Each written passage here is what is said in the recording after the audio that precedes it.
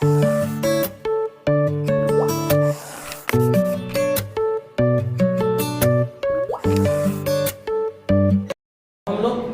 समानुपातिकता प्रमेय देखते हैं। यह बिहार बोर्ड में सबसे ज्यादा पूछे जाने वाले थ्योरम है। मतलब इसको हम VVVI बोल सकते हैं, यानी कि बहुत ही ज्यादा महत्वपूर्ण है। अब ध्यान दीजिएगा, प्रमेय कहता है सिद्ध करे कि दो समरूप त्रिभुज के क्षेत्रफलों का अनुपात उनकी संगत भुजाओं के वर्गों के अनुपात के बराबर होता है।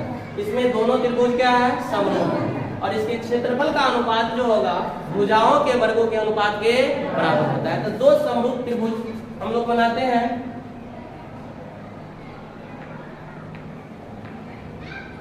एक त्रिभुज हो गया ABC और दूसरा त्रिभुज हो गया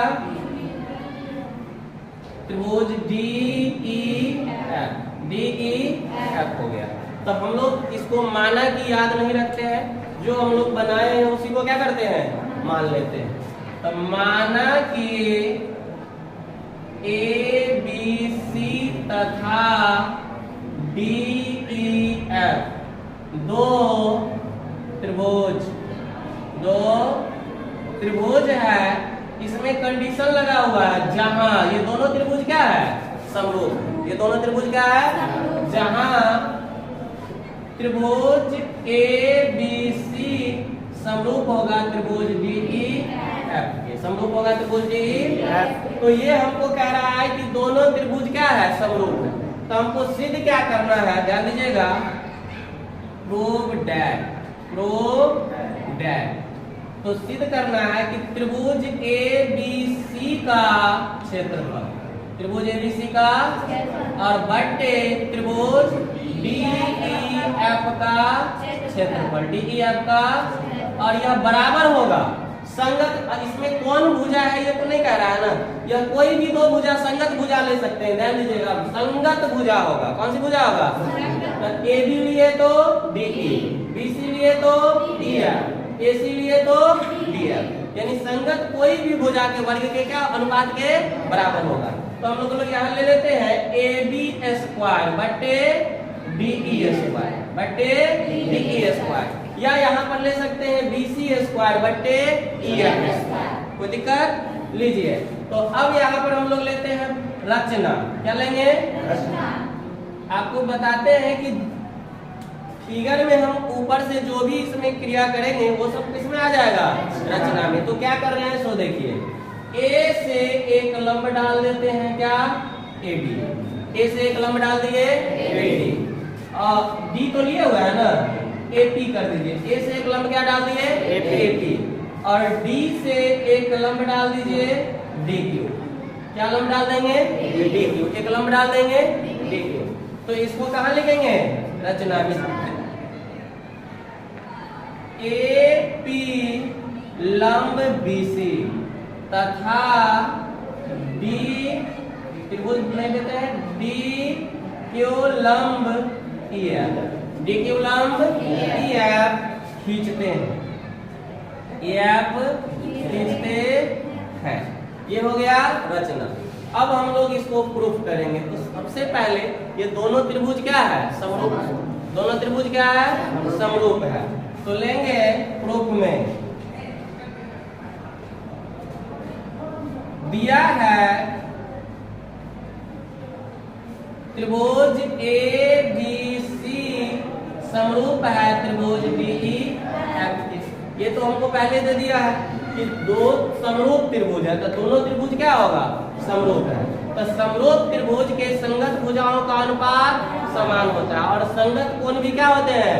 बराबर होते हैं। तो देखिए ये हो जाएगा AB बट्टे DE बराबर BC बट्टे EF अब बराबर AC बट्टे DF। इसको मान लेंगे समीकरण A।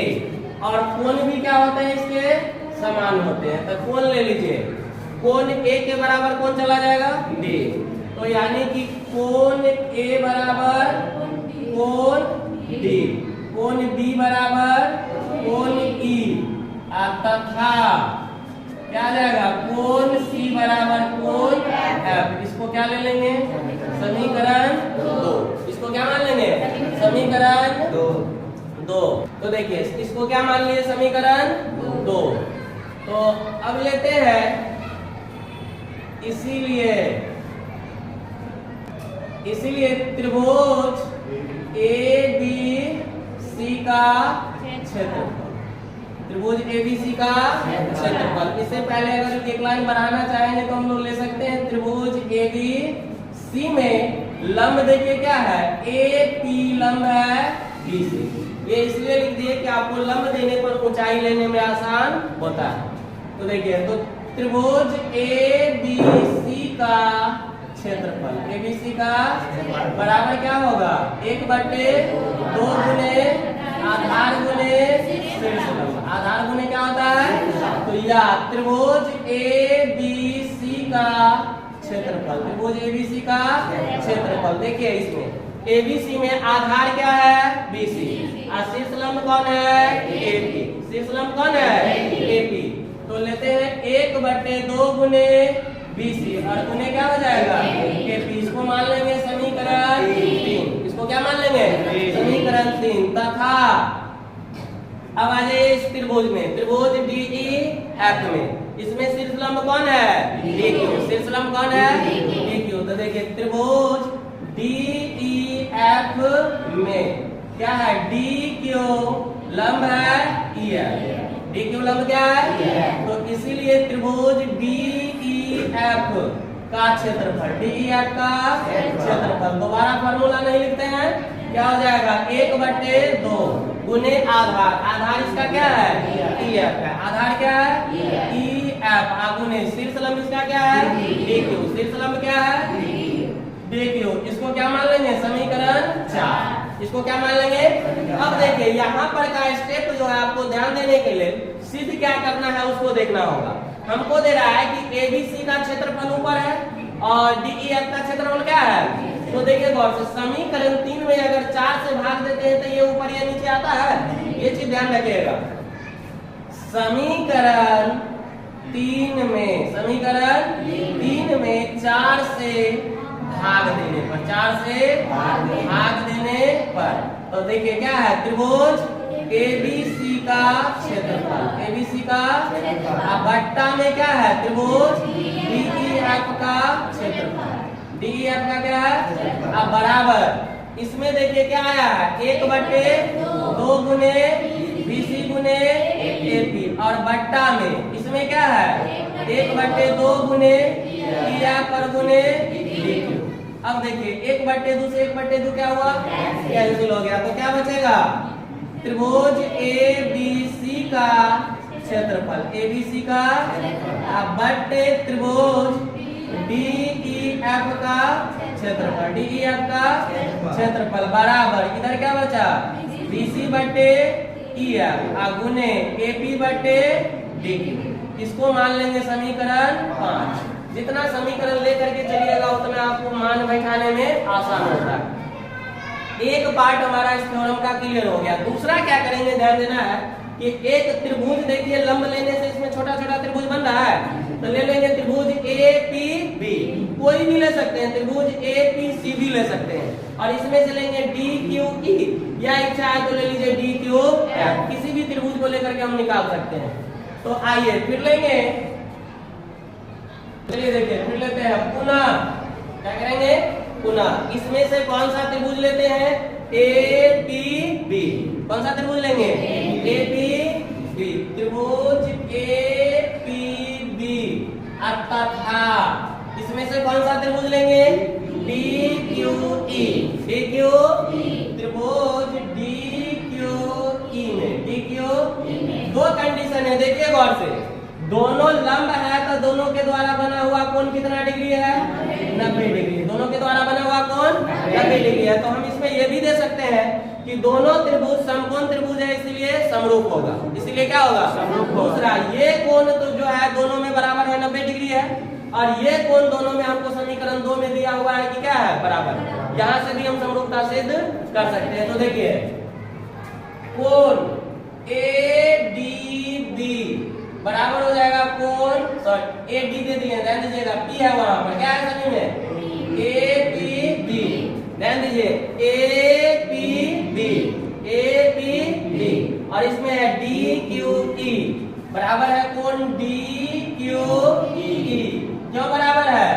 किस 90 डिग्री है, क्या है 90 डिग्री है, ब्रैकेट में लिख दिए हैं, बराबर क्यों है 90 डिग्री है। तथा दूसरा देखिए कोण ABD बराबर हो जाएगा, सॉरी D है, बार D लिखा था, ध्यान दीजिएगा, ये D इसका है, ये D जो है नीचे वाला का, इसलिए D लिखा था।